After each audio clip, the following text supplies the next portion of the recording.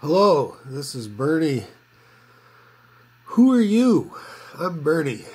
Bernie May of Connections Consulting. And you're going to tell me who you are when I talk to you, because I'm telling you who I are right now, who I am. And we're training leaders. And,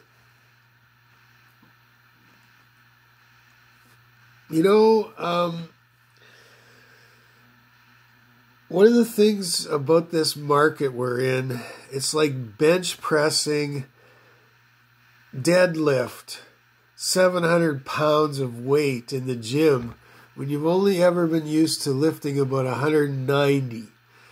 And that's not good, is it? We're all having a little trouble here, aren't we? So Bernie May at Connections Consulting, what we are is we are experts in training. We are in our field, we're standing in our field as experts in training of ancient business principles that work well in this kind of market, in this kind of environment, in the toughest watershed market? No, shed. This is like getting taken out back to the shed for a beating. We don't want this. Nobody wants this. I don't know one son under the sun or daughter that wants this.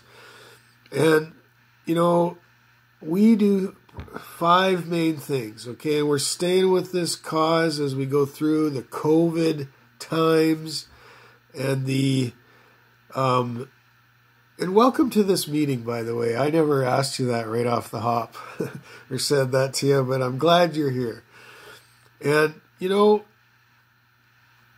in spite of decisions to re-streamline things to come through the hard market environment, we're sticking with 3 main things in training: leadership development and staff development of both, development of sales management principles, how to build your business on that ethic, and then thirdly, customer service training. Our purpose training will be it's not really going to go by the wayside. It's here in the background. We won't do much of that. I think most people have their purpose sure and figured out what they do, trying to survive and beyond that. And then our 2 other things we do out of the 5 main, and this is our core, and we're sticking with it as our cause, is our process improvement initiatives. When the phone rings, if somebody hangs up, you're sure your process isn't working that good. Disconnect, even the mechanized system of getting routed around, waiting on hold, and then back in the loop again, and, not sure about who's telling you what, about who you're supposed to talk to. So if you get on hold and then someone answers, you can ask sure for another person specifically to deal with your issue. All the processes of when the customer calls in sure and knows what they need and want, and there's someone well worth keeping on your list, your business list, to the final time when they get their needs satisfied and the product or service sale is made and the profit is made by you, the corporation. So that's one of our projects. Our other project type is the Go Market project, the Go project. Go out, get the business, get it done, get it built, get it on the books, actually act as an agent for you, filling in the shoes of your short workforce where you had to lay 1 or 2 or more people off. And then for a season or a time frame, you need someone to just liquidly fill in who has some sales vet experience, some veteran, some sort of war soldier in the trenches kind of veteran sales experience that can, if you can take them through like a 2-day technical workshop, bring them up to speed on the features and benefits of your products, knowing they got technical strength to lean on internally in your organization with an engineer or a tech specialist they can come to for answers as they go out and develop the customer market. Get in there when they don't even know the questions and the answers, but just get in there and go get the business by coming back to your organization and leaning on the specialist expertise, technical stuff It takes someone to go out there and get it done. So that's the Go Market Project. We specialize in those 5 things at Connections Consulting. We are training leaders. We're putting most of our emphasis and focus on training and developing our training room, not the content. We're well beyond into that. We probably cut that off a year ago in terms of we have our content finalized. Everything is built here. It's now just developing the list, the 800 list, and getting the credit there. We're actually out doing the work, helping your people, helping your organization thrive through these times for you, about you, because it is about you. You are the customer. These 800 corporations who are on our list, and you know who you are. Whether you're somebody local, where I enjoy shopping in your store or eating in your cafe or whatever, or even a church that I may visit once in a while in that realm. I don't know that I do much of that anymore, but once in a while. And, just whoever, a machine company, Calgary downtown-based companies, or right across the globe here from Western Canada, Euro-based into North America, all that. So we are here. We are that. That is our forte, and that's what we do. And we know that, you want to get through these times as much as we do. And one way to stay sure of that is to know that you are more than a conqueror. You have to conquer. You have to know you're in this land for a reason, and you're here to stay, and you're sure. And your business is not going to go bankrupt. You're going to do what it takes to make it work.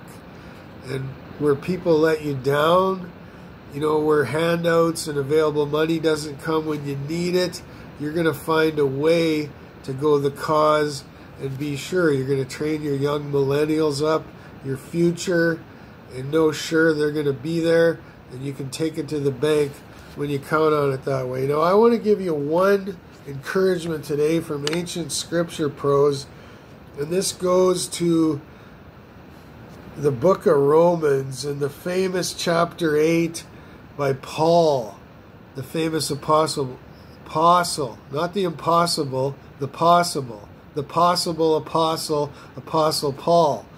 And anyhow, that's a bit of humor note on that. I'll get into humor more in a second. But one of the things he said was, "For we are saved by hope, but for hope that is seen is not hope." So in other words, when you see a guy driving down the road in his tangible Mercedes-Benz, that's not hope to you. What do you have? Hope is things that's in your heart that you hope for, that you can't see, but it's in your mind, your sort of your vision of your scope ahead of what you're seeing, through and through, that you deem that it's worthy in your life to gain, and it's part of your goals, and you're not imagining it, it's a real tangible thing in your hope in your heart. But to see it in something else, that is not hope for you. You may get inspired short term when you see other people accomplishing their goals and dreams, but it's something embedded in your heart. It is in your heart. So that is hope that is seen. But hope that is seen is not hope. Okay, so hope is in you. It's in you. For what a person sees, why does he yet hope for it? So if you see it, you've already accomplished it. You have ownership of it. I picked this rock up one time on a hike. I'm not hoping to go get a good big rock anywhere someday. I have that big rock right here. This pail of cookies is here. I'm not hoping for a pail of cookies. I have one right now. I might hope for another pail of cookies. So you know that what you see, you're not actually hoping for because you have it. Well, then he says in his second part of this, in the next verse of the equation, he says, but if we hope for that we see, that we don't see, if we hope for that what we don't see, then we with patience, wait for it. So in other words, and I'm closing the book on that, if it's something you don't see, you're hoping for it, well, you have patience. You wait patiently because you know it is about to come in a said period of time. And sometimes it seems like life takes twice as long for things to happen as you always set out to cause for and do. I've been right on track in my business plan, but I planned it proportionately knowing it takes longer. I developed the content of my company for the first 2 years. Meanwhile, I delved out a bit, contacting customers and potential clients, letting them know we're in the cause here, developing our social media on a kind of a little bit of a bare level, I suppose. I thought I want to get this done in 1 year, launch in 2017, have business on the books in 2018. So as I thought that, I know from the history of my life and the experience of others and from what I know from ancient scripture prose and ancient history, applying it with wisdom nowadays, I need to examine that and I need to declare to myself and know and say it's going to take me twice as long as what I think. So I put a 2-year content development plan on the books.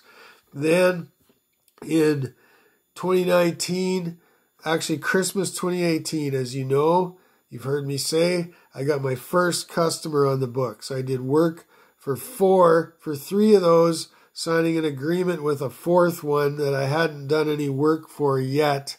And they're still somewhere in the background there.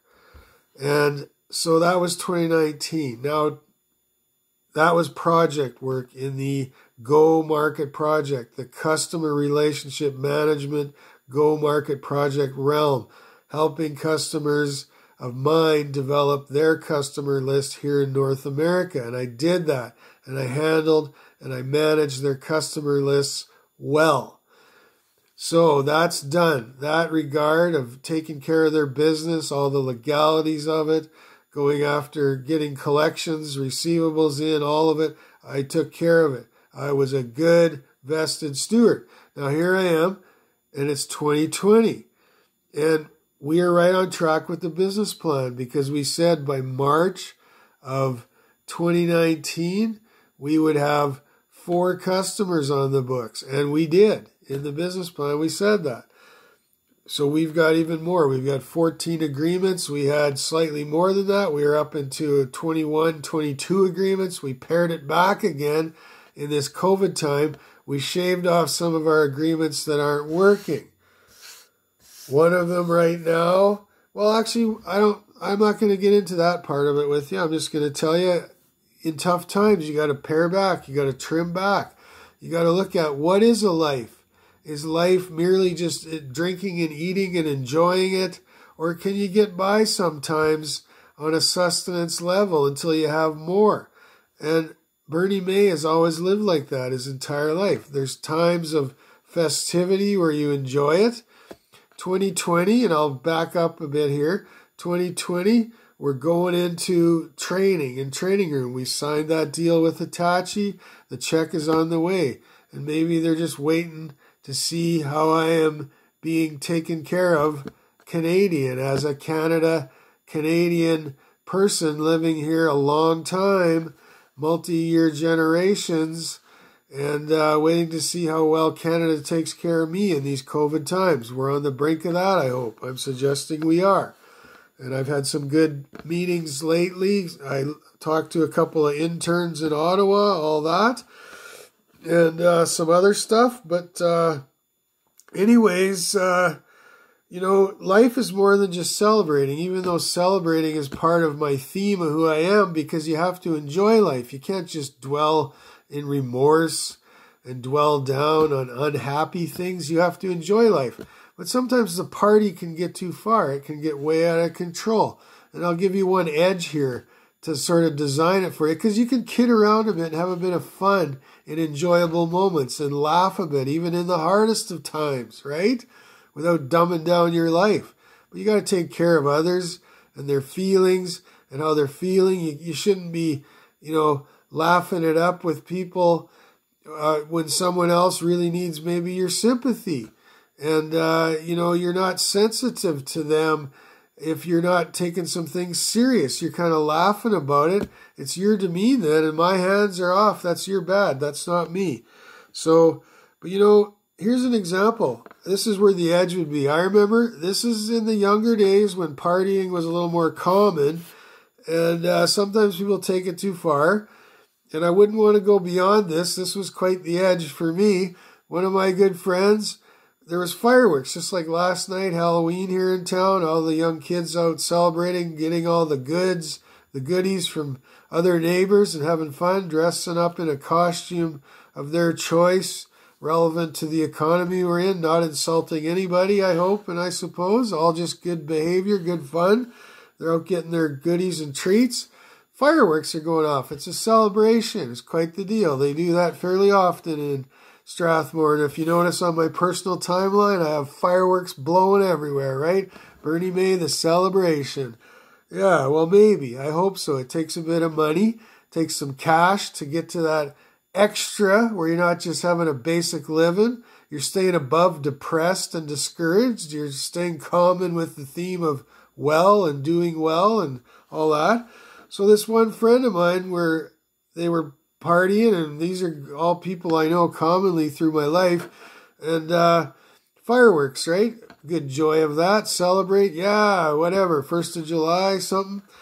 And so one guy's sitting there visiting and maybe had a little too much, so the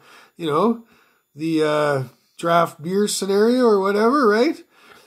And another guy says, here, hold this firework for me while I get the next one set up. And this was common to the evening. 1 or 2 or 3 times this happened over and over, and they're blowing off these fireworks. And then somebody else, who maybe shouldn't have, and I suppose had way too much to drink, said, hey, let's light one up and put it in his hand. And he was talking to somebody off to the side and didn't notice they stuck a live firework in his hand. Well, can you imagine when he realized it and he panicked and it started blowing off, and he's pointing it all around the campfire and all them not realizing what he was doing, and everybody's diving out of their chairs. Fireworks are shooting out like laser guns everywhere. Well, that's not a good way to be. Sometimes the party has to end and it's not common to everybody and it's no good for anybody anymore. Somebody might get hurt. I think if we're taking our party beyond that, it's way over the edge. These are good friends of mine, and that particular guy, he's up in heaven now, and I know his wife and his daughter, and they're family to me. So there. Anyhow, we're in a neighborhood now, and we are good neighborly people, and we are in a neighborhood of mercantile trade. If you want to go back to the old days ever and think about what it must have been like, you got to think about the trade market we are in right now. And I suppose it was a lot like the colonialism days when they set out in the big schooner sailing ships across the ocean to discover new lands, like when Columbus discovered America in 1492. He set sail the ocean blue back when the world was flat and they were going to go off the end of it maybe, or find where the end of it was. And then astronomers and scientists and everybody, astrologers or whoever, figured out the world was actually round and we have a galaxy out there with other stars and planets, and they revolve and rotate and all of that.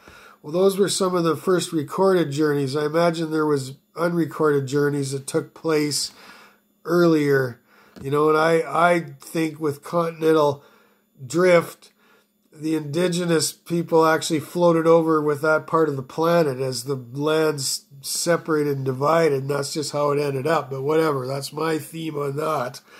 And so mercantile trade and banter, when you look back at colonialism times, countries would exchange goods with each other, and there was a plus-minus profit scenario in terms of one country might end up owing another country money depending on how much goods they exchanged in the barter of it.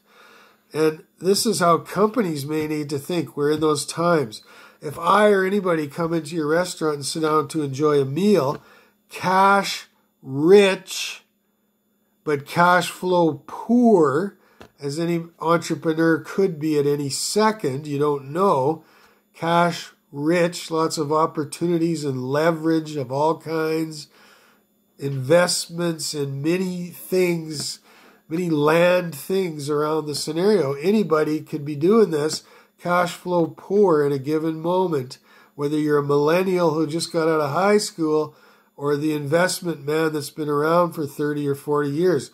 Sometimes that card goes in the little thing and it doesn't work. Well, that's fine and dandy when it's a walk up and order thing and you haven't got yet the product. What happens if you sat down and you enjoyed the meal, knowing full well you have money in the bank, or thought and expected so? You ate the meal and then you go to pay and there's no money.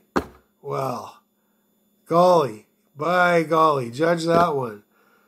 You're not going to make the guy stay and wash dishes like the old days, because the dishwasher's doing that, right? So we're in a trade and barter scenario all of a sudden. Well, what are you going to do? If it's somebody like me you know well and not just somebody passing through, you might say, don't worry about it, Bernie, just pay me next week when your money clears the bank. And you know that money's coming in from, the client, or the COVID money probably first, or whatever. Okay? Because maybe my Japanese customer's waiting to see how good Canada treats me so they can give me their down payment on our, I suppose, 10-year contract. I won't tell that till I officially announce it, but that may be what a businessman might say to me, or business person, right? But if it's someone that's passing through and you don't really know them, well, you're supposed to, be kind to travelers too. Well, maybe you say something like, well, can you give me some collateral? Can you pay me something next week? Are you coming back through? You might say, can you give me some collateral that I can hold until you can come back and pay me next week when you're coming back this way? Or, maybe it's some Montrealer going out to the mountains and they're on their way back, or something. You don't know what's happening. What's everybody's situation? Or maybe you say, well, hey, yeah, okay, I got this nice shirt in my car. It's an architect's, a sport kind of shirt, tennis, volleyball player look, and all you have is kind of casual or formal. And I thought, hey, I'd like one of those. Change it up a bit, or I need a new shirt. Maybe just take his asset, his good, and just say, let's call it even. That shirt's probably worth, 2 to 3 times as much as the meal I just fed you brand new. And it's still in really good shape. It's only less than a year old or whatever. I'll take it and you just call it even. This is the kind of environment we are in, and potentially in ongoing. And if people are going to get along in a society and dwell together and try to dwell and have some profit each to his own, we're going to have to think different again. These ain't the times that we came out of. So, one thing I wish for you is that you will unfold that message of hope with this in mind. I used to be a deer hunter, but at one time, I grew up with my dad shooting guns since I was younger than 12 legally to go hunting game, like bird game, and then 14 big game. We used to shoot sparrows, shoot pellet guns. That was not, because they were nuisances, crapping all over the workplace at the grain elevator. Well, I spent into my early 30s doing that. That was a good part of my life, good lifetime. Then at one point I gave it up and I said, I don't want to kill things anymore. I want to go climb mountains. Well, there's me. Look at that guy doing the ropes, practicing up. We were going out to do some Rogers glacial mountaineering and climb to the top of Mount Athabasca and all that in another leg of the journey. We had to learn how to use the ropes well. People can change their mindset about what's important and what they've always done and move into a new economy or a new flair of things, a new way. It just takes a moment. So my hope for you in that, and millennials, look, I went to the Hard Rock Cafe. I know you did with your dad or your mom or whoever, dad and stepmom or stepmom and dad. And I know, I've been there. Hard Rock Cafe. I know that's the kind of holiday you'd go on with your family and sit there around the cantina and have some cerveza and Corona and go to the beach. I've done all that too. My first holiday was Jamaica. I've been back there more than once. I went to my brother's wedding there. One of my brothers got married there and invited the rest of us, whoever could come. And lots of good places like that too. So it's not only been the extreme mountain climber or hunter. I went and enjoyed the relaxing life, sitting around visiting with parents and friends and all the curvosa on the beach, meeting the new neighbors from all over Toronto and Winnipeg and other parts of the world, Jamaica, I suppose, everywhere. So, this is where we're at. And I'm hoping you'll pick up some new mindsets if you haven't adopted these ancient principles that work. And there's really no standing on your own anymore, because we need these firm foundations in our life to stand on. So I'm going to go with that. And, I'm a neighborly person, so this is good neighborly news, but it is the pros of our company. And